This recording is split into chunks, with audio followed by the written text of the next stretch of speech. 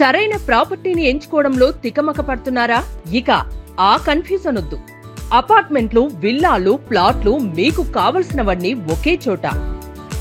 Suman TV biggest property expo October 18th, 19th HSCC Novotel Hyderabad. ఇప్పుడే free entry కోసం call చేయండి.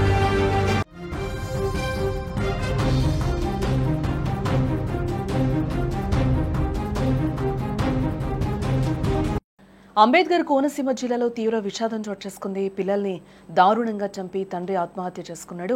ఈ బ్రేకింగ్ న్యూస్ చూసే ముందు బిగ్ అప్డేట్ చూద్దాం. హైదరాబాద్ మొత్తంలో ఉన్న బెస్ట్ ప్రాపర్టీస్ అన్నింటినీ ఒకే వేదికపైకి తీసుకొస్తూ ఉంది Suman TV.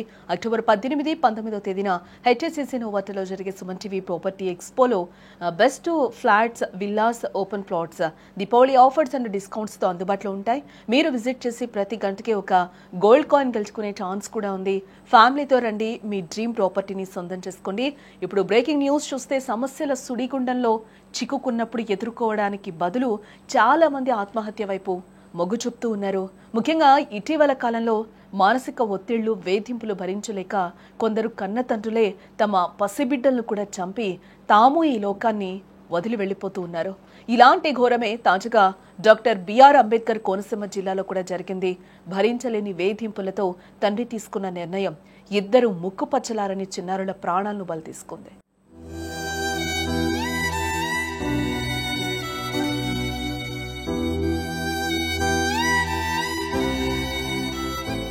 Doctor BR Ambedkar Konaseema జిల్లా కొత్తపేట నియోజకవర్గంలో ఈ హృదయ విదారకర ఘటన చోటు చేసుకుంది.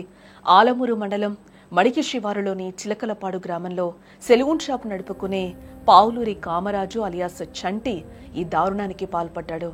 5 ఏళ్ల క్రితం కామరాజు భార్య నాగదేవి కూడా ఎందుకో తెలియక ఆత్మహత్య చేసుకుంది. అప్పటి నుంచి కామరాజుపై కోర్టులో కేసు నడుస్తూ ఉంది. అయితే ఇటీవల ఈ కేసు విషయంలో రాజీ కూడా జరిగినట్లుగా తెలుస్తోంది.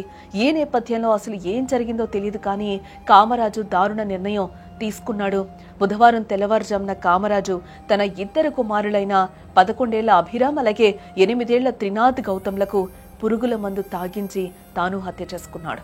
స్కూల్కి వెళ్లాల్సిన చిన్నారులు తిరిగి రాని లోకాలకు వెళ్లిపోయారు. అభిరామ్ 6వ తరగతి, త్రినాథ్ గౌతమ్ 1వ తరగతి చదువుతూ ఉన్నారు. కళ్ల ముందు ఈ దారుణాన్ని చూసిన గ్రామస్తులు తీవ్ర దిగ్భ్రాంతికి లోనెట్లకు తెలుస్తోంది. కామరాజు ఆత్మహత్యకు ముందు ఓ సెల్ఫీ వీడియోను రికార్డ్ చేశాడు. అందులో తన ఆత్మహత్య గల కారణాలను స్పష్టంగా వెల్లడించాడు. తన భార్య చనిపోయిన తర్వాత 3 వ్యక్తులు తనపై పగబట్టి తీవ్రంగా వేధిస్తున్నారని కూడా ఆవేదన వ్యక్తం చేశాడు. అంతేకాకుండా తనను చంపడానికి కూడా ప్రయత్నిస్తున్నారని, ఆ 3లో 2 ఇటీవల తనను మోటార్ సైకిల్తో గుద్ది చంపేందుకు ప్రయత్నించారని కామరాజు ఆరోపించాడు.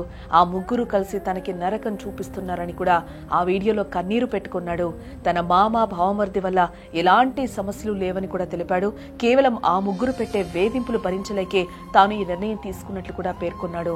తన భార్య ఆత్మహత్య చేసుకోవడానికి, తాను జైలు పాలవడానికి కూడా వారే కారణమని ఆ వీడియోలో ఆరోపించాడు. చివరగా పోలీసులు వారిని వదలొద్దు అని కూడా కోరడం జరిగింది.